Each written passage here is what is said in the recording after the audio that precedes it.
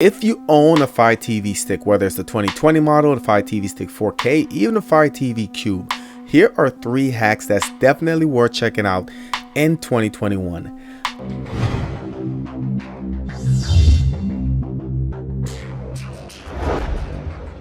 So if you're new to the channel, I do everything tech, from your streaming reviews, streaming news, product reviews, unboxings, and everything in between. Hit that subscribe button in the top right, smash the notification bell. Make sure you select all on notification. That way you won't miss a video or a giveaway. So the first one is going to be your Fire TV application. A lot of people don't know about it. A lot of people don't use it, but this is something that I find that's very valuable. And I've used similar apps on the NVIDIA Shield and it works really well. So what this allows you to do is essentially connect your phone to your Fire TV device. And with this connection, you can now use it to navigate, you can use it to launch applications. And it's just a really cool thing to do, especially if you don't want to use the remote or you don't know where the remote is. So to connect to the app, just make sure you're on the same Wi-Fi network.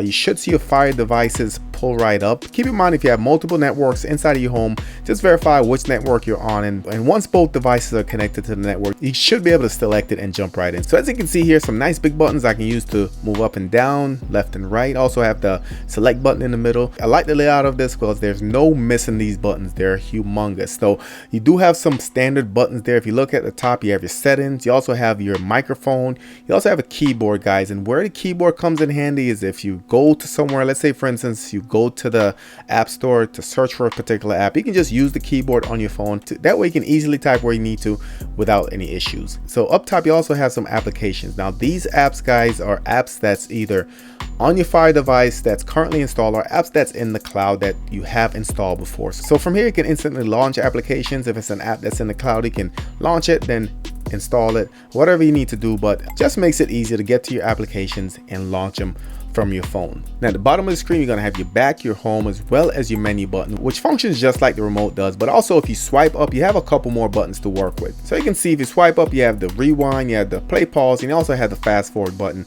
which I like how they actually hit it at the bottom, not to clunk up the interface. Now at the top, you're going to have your dedicated voice controller, your voice button. All you got to do is drag it down, then you should be able to interact using the voice controls. What's the weather like in Oklahoma City?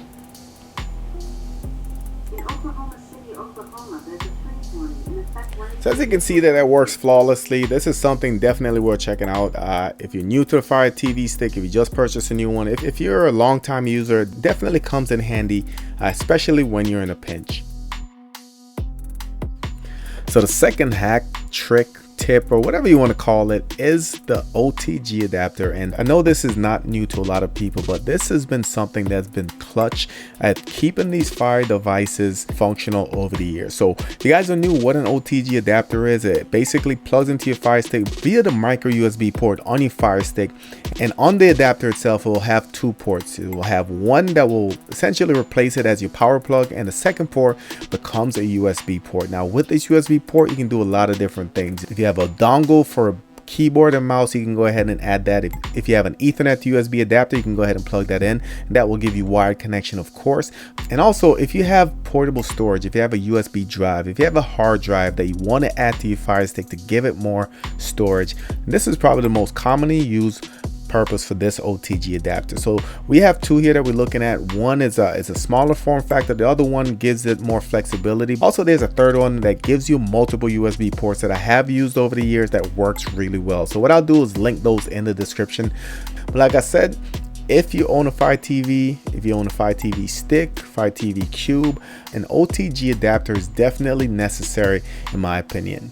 Now the last thing on the list is going to be the ability to actually connect your Fire Stick to your laptop or your computer. Now for me, this comes in handy if you're on the go, if you only have your laptop and you don't necessarily have a screen where you can use your Fire Stick to get to your content, to get to a familiar user interface. And this makes the Fire TV stick completely portable. So how this works is, guys, you will need this mini HDMI to USB adapter plugged directly into your laptop. It is plug and play, and it basically gives you the ability to turn your computer into a monitor. So the HDMI USB adapter comes with a USB extension, and depending if you need more room or not, but it gives it a flexible dongle essentially. So you can either plug it in directly, or you can go ahead and use the USB extension just to make the connection more flexible. So the USB end is going to plug into your computer. That leaves an HDMI input, and this is where you're going to plug in your Fire Stick. But the cool thing about this is that you still do not need an external power source to power your Fire Stick. All you need to do is use the micro USB to USB-A, plug the other end into another USB port in your laptop. So essentially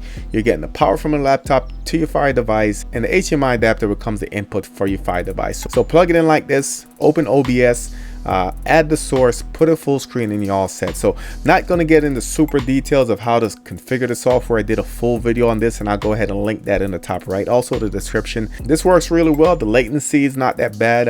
Audio passes through as well. And like I said, if you're on the go, maybe in an airport, a hotel, or somewhere that doesn't have that monitor readily available, this is a great hack in my opinion. So check the links for the OTG adapters as well as the HDMI adapter. I'll go ahead and leave those Amazon links in the description, and also leave links to videos that's showing you guys how to set all this stuff up. So drop your thoughts in the comments section below. Let me know what you guys think. Thank you for watching, and I'll catch you on the next one.